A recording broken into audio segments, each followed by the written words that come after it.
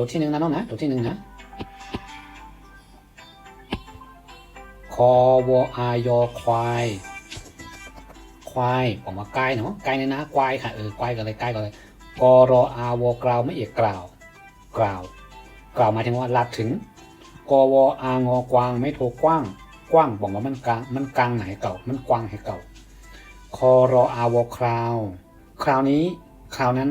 เหมือนนั่นเหมือนไหนคราวเดียวกันเอาเขียนข้าวย่างมาเดียวกันคอรออายอคลายไม่โทคล้ายคล้ายคล้ายคลึงกันเหมือนกันหอนออ่างงอหนังสอสือหนังสือหนังสือหนังสือนี่เป็นปั๊บเล็กนะน้องนะหนังสือนี่เป็นปั๊บเล็กเตียนเป็นแกมดึงเล่าไว้ตั้งเนื้อปั๊บปลาเป่ากำไทยเขาห้องมาเป็นสมุดนะใจหนังสือนะหอวอานอหวานไม่เอกหวานขออาวอขาวไม่โทข้าวหวานข้าวหวานข้าวหมายถึงว่าหวานเหมือนเขาหวานกาไม่นานนั่นแหละค่ะปรอายอปลายมวยไม้ไม่โทไม้ปลายไม้ปลายไม้ปลายไม้ค่ะหอนออายอหนาวไม่โทหน้าอ๋อหอนออาหนาประเภทหอนออาหนาไม่โทหน้าหอนออาวอหนาว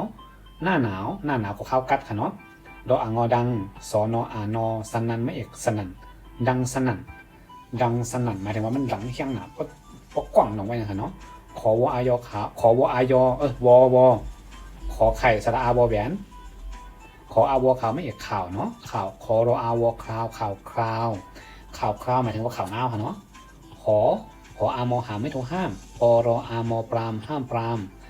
มก็หมายถึงว่ากะห้ามซี่นั่นแหละค่ะเนาะทออ่างงอทางไม่โททั้งหอรออายอหลายทั้งหลาย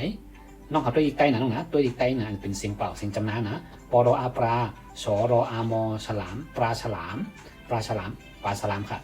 คอรออ่างงอครั้งไม่โทครั้งนออ่านอนั้นไม่โทนั้นครั้งนั้นกำนั่นปอกนั่นเมื่อนั่น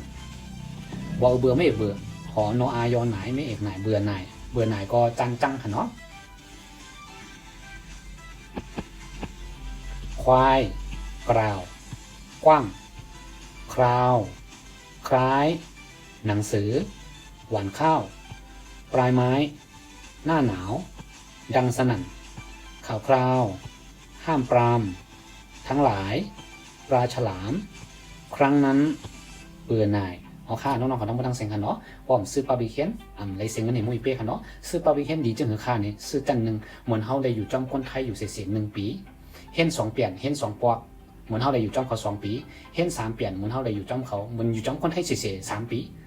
เพราะจัน2ก็มันกันค่ะจัน3จัน4จัน5ก็มันกันค่ะเพราะเฮาเห็นถึงจัน2หมายถึงว่าเฮาเห็นจัน1กว่าย่อเปลี่ยนเฮาฮู้ย่อเขาป่องใจเขากับจัน2เนาะหมายถึงว่าเขาอยู่จำคนไทยปีนึงเขากับจัน2เหมือนเขาอยู่จำคนไทยแทง2 ปี